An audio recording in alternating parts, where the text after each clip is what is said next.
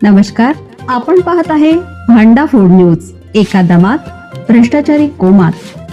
Social media, कर्जबाजारी, गुन्हेगारी, सट्टेबाजी, चोरी, मटका, जुगार, दारू, सावकारशाही, न्यायाच्या प्रतीक्षेत प्रशासन. भांडाफोड न्यूज.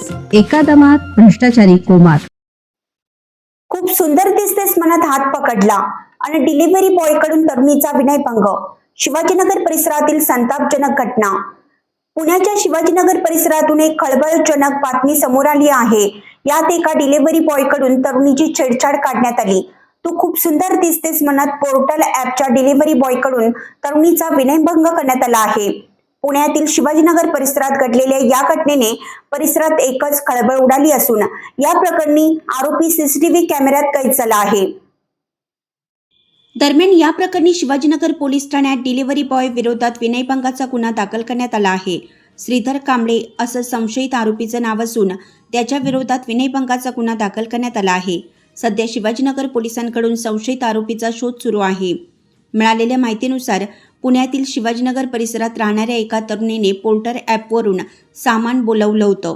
हे सामान घेण्यासाठी तरुणीने दरवाजा उघडला आणि पार्सल घेतलं. मात्र त्यानंतर डिलिव्हरी बॉयने तरुणीकडं पाण्याची मागणी केली. तरुणीने डिलिव्हरी बॉयला पाणी दिलं.